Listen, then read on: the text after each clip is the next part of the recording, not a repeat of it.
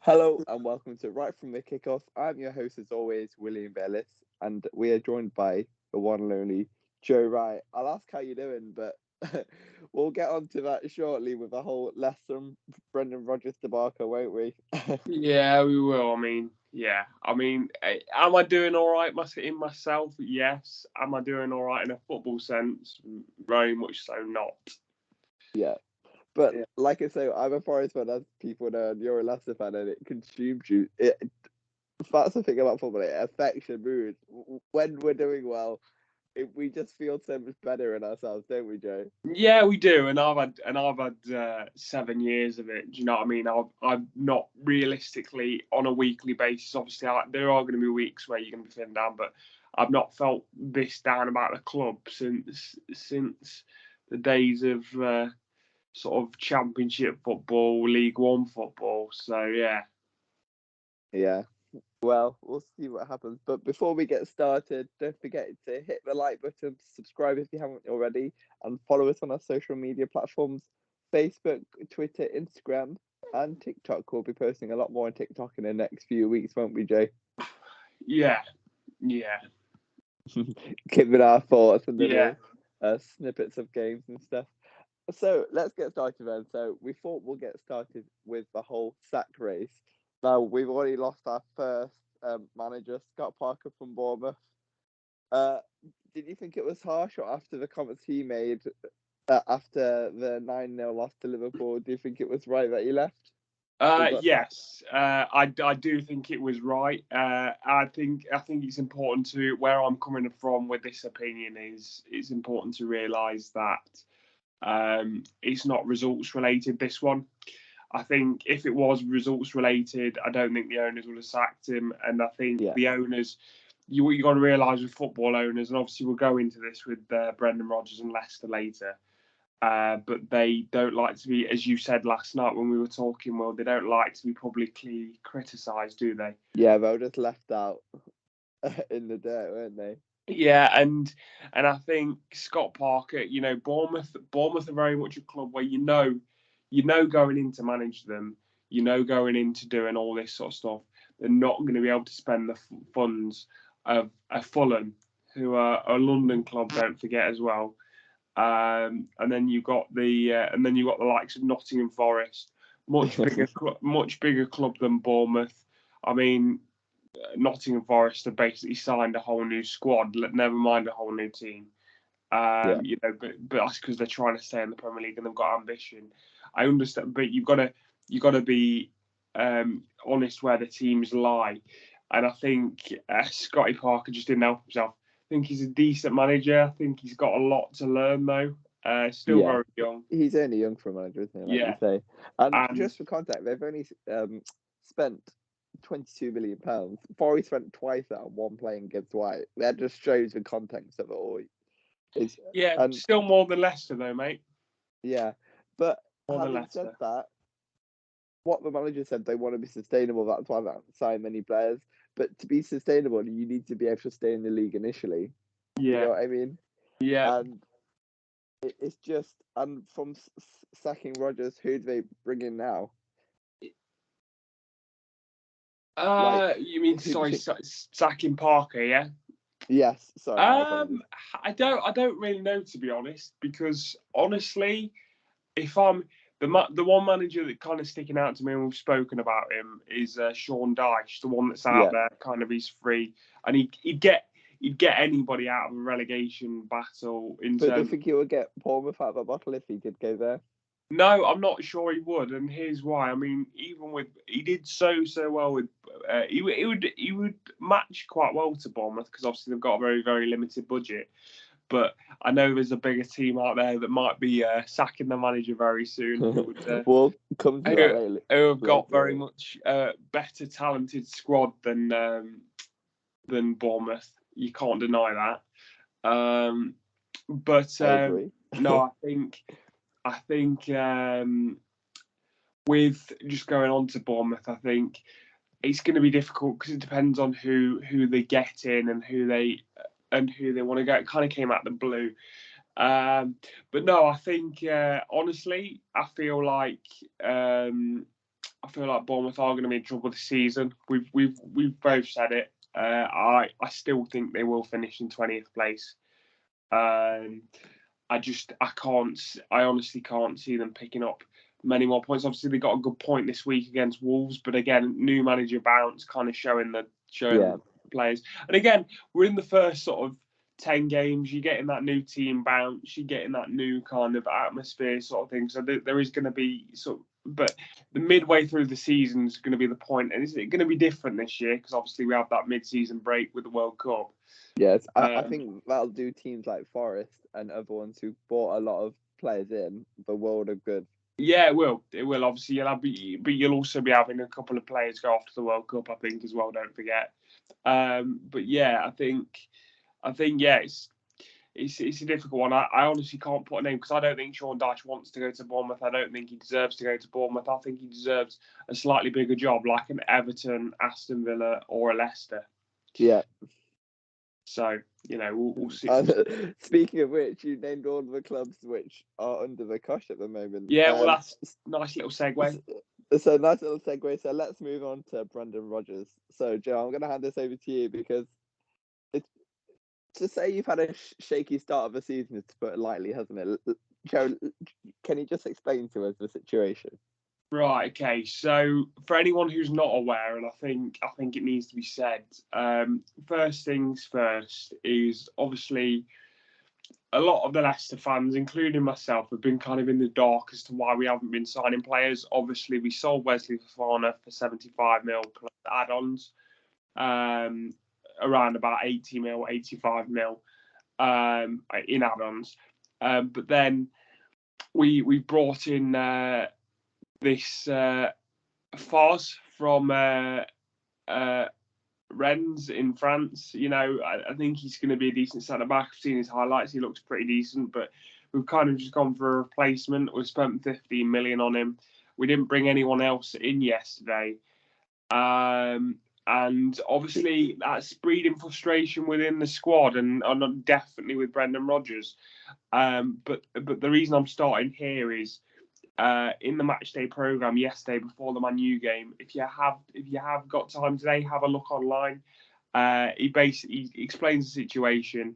The club is in a very stable financial situation, but he's basically got to balance the books with the fact that the pandemic's affected his business, as we've all suspected, but it's actually come from his mouth this time.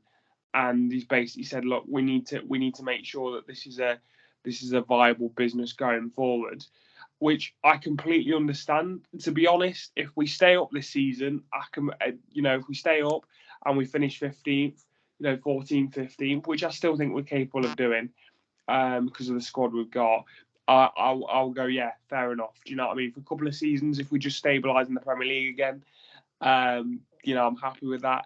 But it's that thing of, it's hit home that we haven't got the finances of other clubs of the Nottingham Forest or Fulham, for example, and we are paying players of European quality who are on higher wages as well. Don't forget. So it's not only the fact that he's trying to balance the books. Not saying that we've run out of money, but it's just we are paying players higher wages than you perhaps want at this stage. But going on to his, I'm going to ask you this, Will, because obviously I've been talking. What do you make of Brendan Rodgers' post-match comments? That seems like a manager to me that wants to get the sack. Yeah, like we spoke about Scott Parker earlier about basically giving them their owners an ultimatum, and Brendan Rodgers kind of has done the same thing, hasn't he? Where he's just said, right, like the club isn't where it used to be, blah blah blah, and like we say earlier, hate that. So I wouldn't be surprised if he's gone. The only reason why they might keep him is because they might not be able to afford to sack him in the first place. Yeah, I mean, sorry, Jay. I think obviously we can afford to, but I think the issue is as soon as I saw that last night, I saw that statement from Top in the programme, I was like, we ain't gonna sack him. We can't afford to. That's basically the owner basically saying he can't afford to sack him. So Brendan Rodgers can throw his toys out his pram all he wants. He's contracted to us till 2025. Yeah. So realistically, if we don't sack him, then he ain't going to get his payout. And if he resigns, of course, he's not going to get a payout. So he's trying to hold out for his payout. But realistically, I think it might be a bit of a game of chicken at the moment. Yeah, because, but you as a fan, you don't want to be seeing that, do you? No, you don't. I think the club's in a bit of a mess. I think the players, we've got several players who are coming into sort of the final 2 years of the contract. It makes a lot of sense to me now why Schmeichel left. I think he saw this coming. Yeah, for sure. Yeah, and realistically, if any Leicester fans are listening to this, and this is what I really need to say, it's not necessarily to the players or to the manager, right? We support what's on front of the shirt. We support the badge. You know this is a Forest fan well. We all support the badge. I'm going to be a Leicester fan, regardless of whether we get relegated, that we get back-to-back relegations, whether we get a triple relegation. If we're down in League Two in 3 years' time, I'll still be as supportive of the club as I am right now. Right? You know how much I love this club, Will. You know I'll still be talking about Leicester with this much passion. If that was to happen, if the worst case scenario was to happen, if we were down in the conference, I'd still be going. I'd still be supporting my team. But the thing is, what I need to say to the fans is, support your goddamn team. Support your team. Last night, I managed to catch a few glimpses of the game, obviously being on BT Sport, and the atmosphere, mate. It was just, obviously, it's all drained. Everyone's complaining and stuff. I'm like, yes, but as a supportive fan base, we need to get behind these players in a moment of difficulty. Now, do I think we can get out of this? Do I think we will get relegated? I'm still erring on the side of no, because we've still got a long way to go, and a couple of games. It's early days. Yeah, a couple of games can change. I mean, the thing is, every fan goes dramatic. I understand we're in a bad situation, but what I've definitely done is I've dampened my expectations. Like, genuinely, I'll be happy if we stay up in the league this year. That's now my just get to 40 points, get over the line, and reassess in the summer next time round. And all of this, and obviously we've got the January transfer window as well, but very unlikely we'll do something. But for Brendan Rodgers to come out and do what he's done, he's not helping the players in the slightest. He's basically saying he doesn't trust his players. He brought on 2 substitutions. Bear in mind, we can get 5. You've got Perez, you've got Daka, you've got Iheanacho, you've got Thomas, you've got Castagna, you've got Sionchu, who are all capable players and all have been in the first team in the last 3 or 4 years at one time or another, right? And I just feel like he's hanging them out to dry. If you're a player in that squad right now, are you wanting to play for Brendan Rodgers? I'm not sure you are, and that's what I'm worried about as a squad. Genuinely, he seems like a guy that's trying to get his payout and trying to, doing sort of prime Jose Mourinho. And I just feel like there is a real toxicity at the club at the moment. And if we could get rid of him, if we could pay for him to go, he'd be gone already. That's my 100%. That's my takeaway. And it might still happen today. Like, there's probably meetings going on as we speak about the whole situation. Yeah, I mean, for me personally, as a fan, you read between the lines, and this is somebody who's been following the club. Well, I follow it every week. I follow it on a daily basis, as you do with Forest. Will, you know this. And you read between the lines. We've won 7 out of the last 26 games. Do you know what I mean? That's not good enough. It's not good enough for kind of where we were, and you can kind of see the drop off. I mean, to be honest, if you were to say 7 wins at your next 26 now, I'd be like, yeah, sure, go for it. That's 21 points in the bank. Yeah, for sure. Do you know what I mean? With a couple of draws sprinkled in as well. But at the same time, you can see the drop off. And am I worried as a Leicester fan? Yes, I am. I mean, I'll always love the club, but I have the same passion for us doing well as I do not wanting us to do. I don't want us to do badly. But we'll see how this new centre back gets on as well. He might tighten up the defence, and hopefully we can get. But I just think that going forward and just tactically, just seems a bit inept at the moment. Brendan Rodgers doesn't really. He seems void of ideas. Yeah, trying to hang the players out to dry, and it's echoing it on the pitch. Why would you, as a player, if your manager just said that, why would you be bothered about playing for the team? yeah, If you know he's not bothered, why would you? You know, the same professionals. Why aren't they playing for a manager? It's because the manager's given up, and you can see it.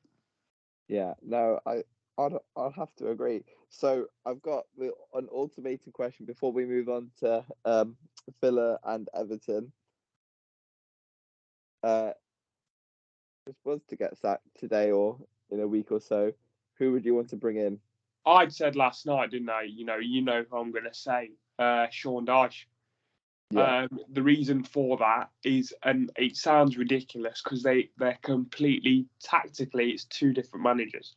But what Sean Dyche will do is our biggest problem at the moment is our defence, right? Sean Dyche managed to get a defence of Burnley's quality. Yeah, okay, you had Tarkowski and you had Nathan Collins at the back, two big blokes and all this. But we know that Sean Dyche gets his teams to not concede. They get a lot. That's what you need at the moment. They get a lot of draws, and we've got enough to attacking ability up top in James Maddison, Tielemans in midfield with the creativity, Vardy up top still. Everyone's saying he's past it. I don't think he is. I think he's been very unlucky with some of the chances he's had this year. And I think that will turn. I'm not saying he's going to get over 20 goals, but he'll definitely score over 10, I think. Yeah, you hope so for your sake. I hope so. Yeah, well, we need it. And then of course, we've got enough talent in that side. And also, I think sometimes you just need a fresh perspective in the club. You need a manager to bring in a new ideology and be like, look, everyone's got a clean slate. Let's get going.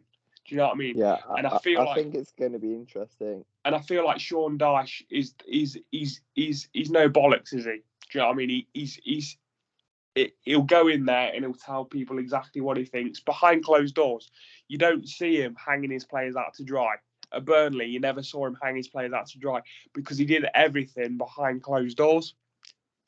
Yeah, do you know what I mean? Exactly. And Burnley had their own issues, didn't they?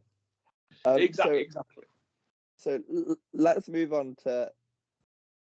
They're in a bit of trouble. Steven Gerrard. Now they've only had one win so far this season against his counterpart Lampard, who's also in the running to be sacked next. We're in 19th place. Do you think Aston Villa are in a bit of trouble? I do, yeah. I think he. Again, we talk about sort of tactically inept. I look at the way Aston Villa set up and the way they kind of go about it. It just looks a bit lost. Energy's kind of got. It's not that he's different scenario to Brendan Rodgers because he still wants it. He's coming out and he's being strong in his press conferences and he's saying, I believe in this team and we need everyone to pull together. He's saying the right things and he's doing the right things and he's projecting what you'd want him to do at the moment as a Villa fan. But the issue I've got with him, unlike Brendan Rodgers, who is basically saying he's done, you can see on the touchline just the frustrations mounting, the energy levels when he first came to the club just on there on the touchline. He just feels like he's lacking a bit of confidence, and again, that's projecting onto the team. Yeah, I would have to agree, and it's not going to get any easier for Man City, is it? They've got Man City next. I mean, we just know that Haaland's going to score a hat-trick again, isn't he, like he did against Forest? And the guy's an absolute machine, by the way. Yeah. Do you think Villa fans should be worried that they could get relegated this season, or do you think they have enough quality in their squad if they were to sack Gerrard to bring another manager in? And I know we've said it before, but Dyche or someone else, or even Brendan Rodgers at this point if he leaves Leicester. The thing is, right? I have no. Like this is genuinely what could happen, right? Brendan Rodgers, Villa sack Gerrard. Brendan Rodgers goes over to Villa because the thing is, Brendan Rodgers seems to go through a similar pattern of like he gets to this stage in a club, it's the longest he's ever been, and he goes stale. His tactics go stale, the way he is. So because he's never lasted this long in a club before. Do you know what I mean? And you can kind of see that when he was at Liverpool in 2015, 16, right before Klopp came in. He looked totally devoid of ideas. And I think if going over to Villa could revitalise his managerial career a little bit. I think realistically, I feel like Villa will be okay if they have the right change. I think maybe the Villa job was too big for Gerrard at the stage of his career.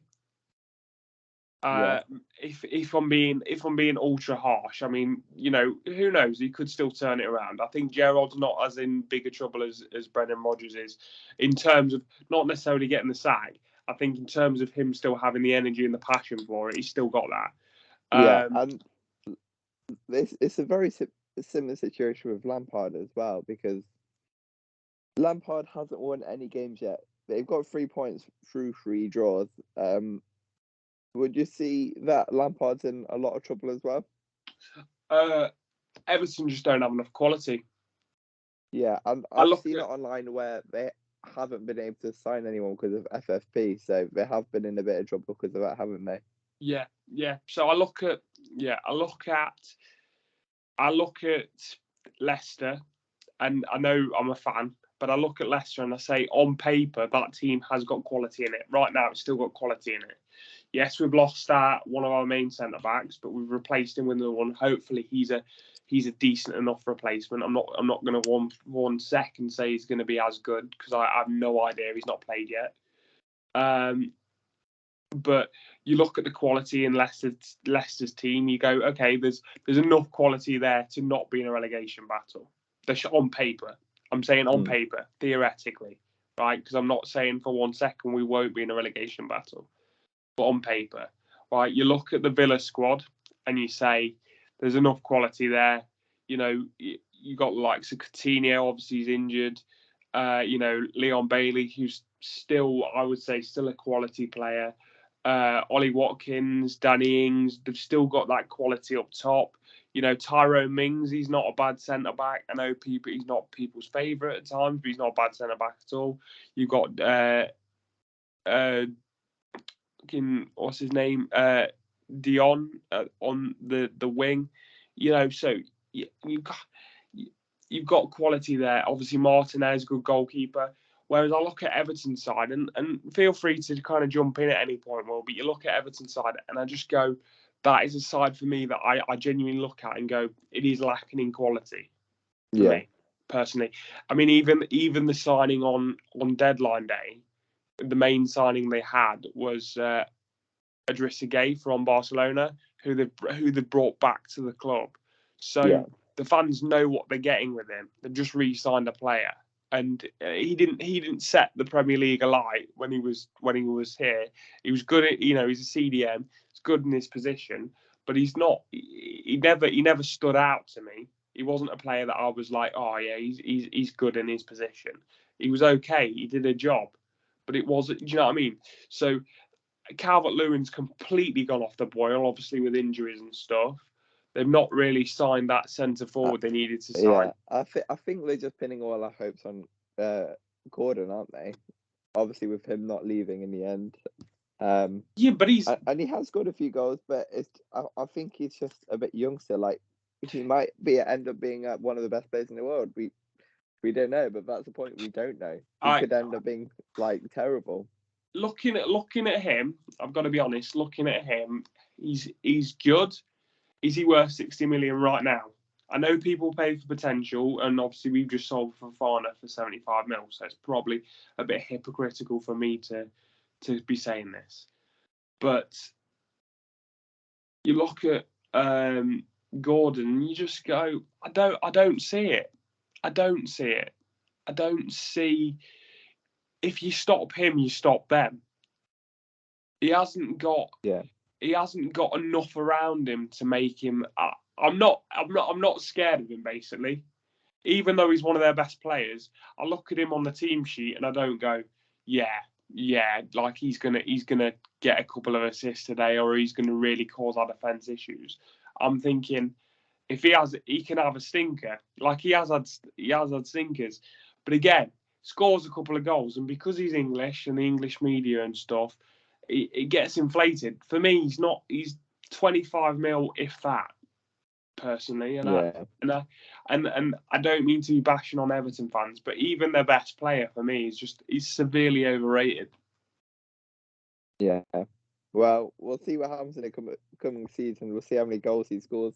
So we've spoken about all of the managers who could get sacked fairly soon. How about the managers doing well? Who's been your manager of the season so far, Joe? Manager of the season, I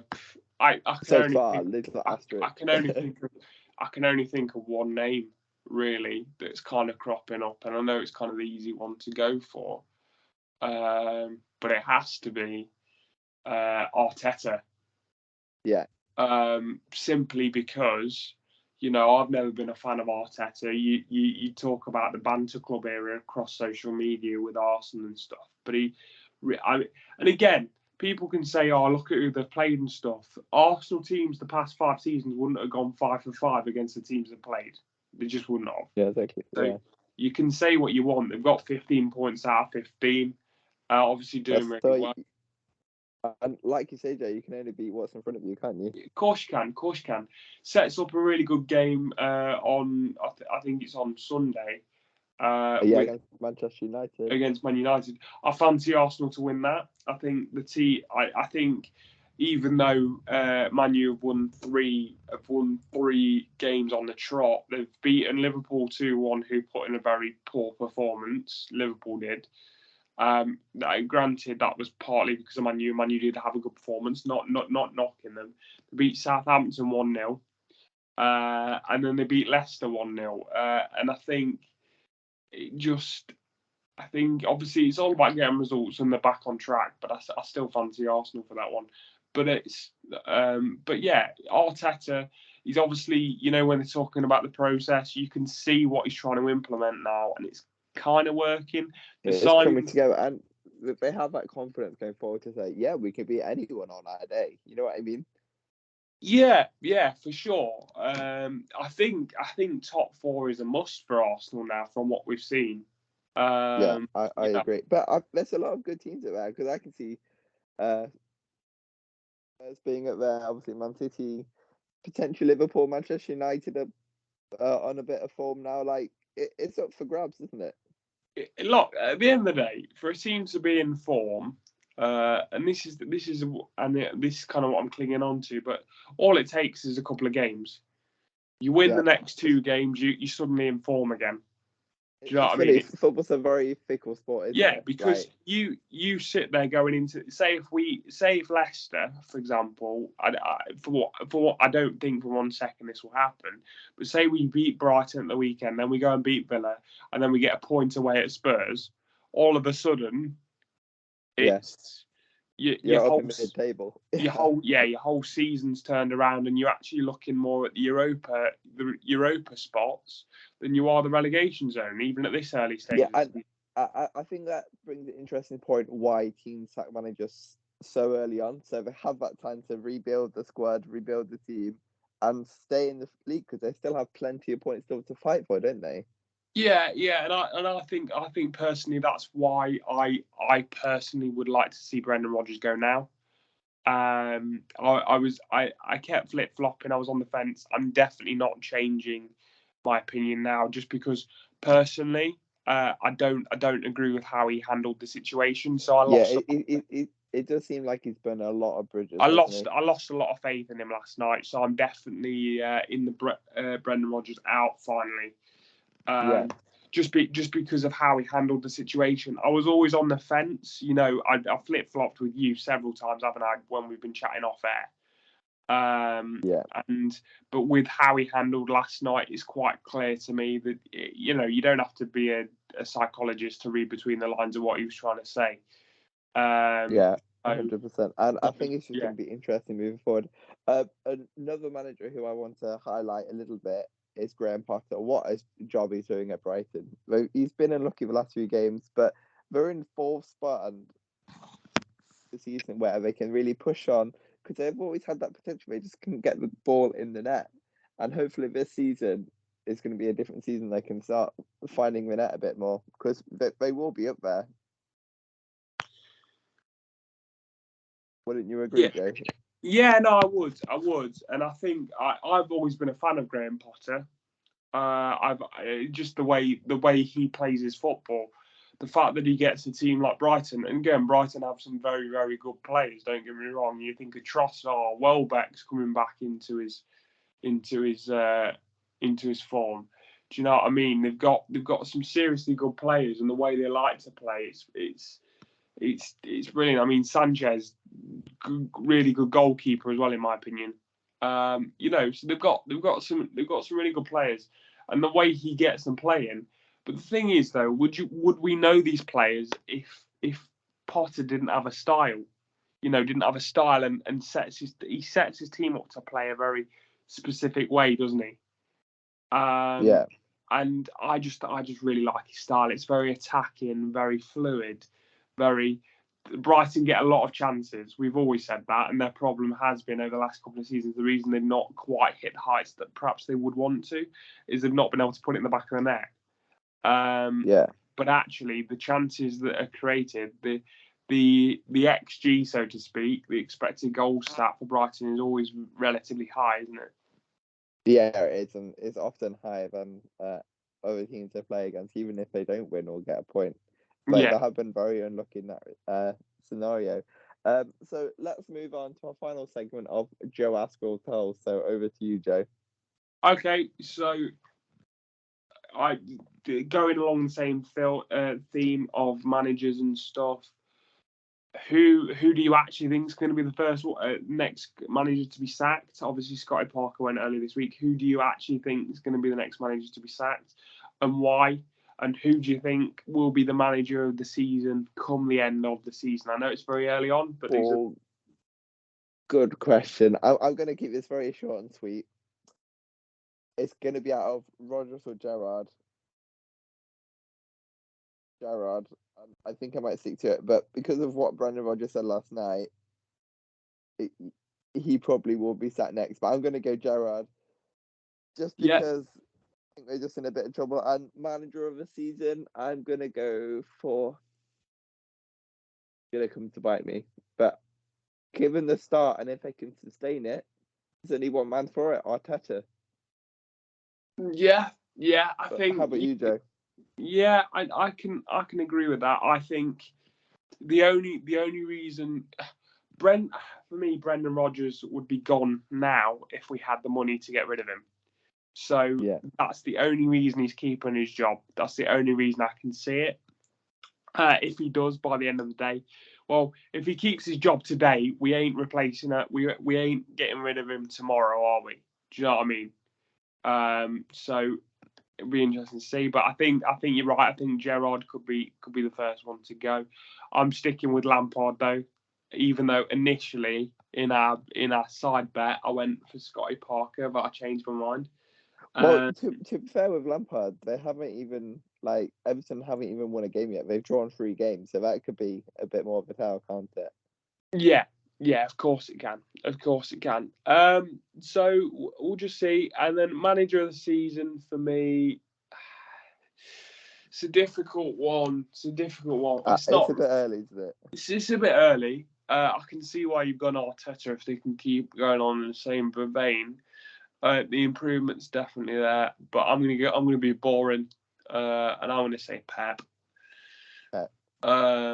I'm not. City are unbelievable. I'm not his biggest fan, but I genuinely think, and the reason for this, and I think it's gonna. I know it's Premier League Manager of the Year, but I think it's gonna feed into the fact that I can't see them not winning the Champions League this year.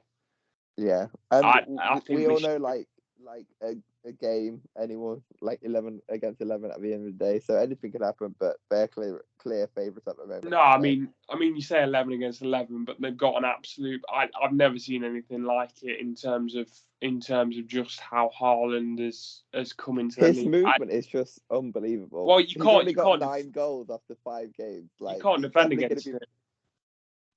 If he stays injury free, he'll definitely be like he'll score the most goals in the Premier League season. He'll score ever. 50. He'll score 50. Like that's how we're going on. He's got 2 hat-tricks this week. Like he's playing. And they're playing Villa next. I bet he's licking his lips, isn't he? Well, yeah, I mean, but the thing is as well is like you've got players like De Bruyne, Bernardo Silva, Cancelo, who are unbelievable passers of the ball, finding those pockets of space. And all Haaland's focusing on is, right, where can I make my runs and stuff? But he's constantly moving in and out. He's a nightmare for defenders. His acceleration is absolutely frightening. I've not seen anything like it, honestly. Just before we wrap up, because we are running a bit over. People say, he's a tapping merchant. But if you look how he gets into the space, he's always looking around. He's just so aware of where he needs to be. And that is such a big skill. And it's underappreciated by so many fans, isn't it? He moves. There's no one better in world football at the moment from what I've seen over the last 5 games. And obviously a little bit at his time at Dortmund.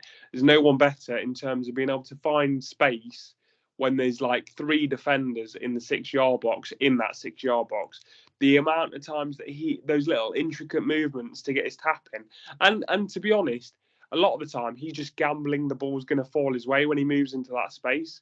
When they're knocking it around and they're just like, there's been like 2 or 3 goals he scored this season. Bear in mind he's already got 9, which I can't believe I'm saying that. That's crazy. He's the way he moves and the way he looks great on the dance floor, isn't it? He's got unbelievable. But I'm sure we'll be talking about him next week in the next podcast and how he scored another hat-trick. Scoring another double hat-trick. Yeah, unbelievable. Right then, I think we'll leave it there, Joe. Thanks very much. Don't forget, if you have any comments or your opinions, we'd love to hear them, because we've had a lot of, it's been very opinionated this week. So if you agree or disagree, please let us know down below. Please follow us on all our social media platforms. All the information down below. And I'll see you next week, Joe. Thanks very much.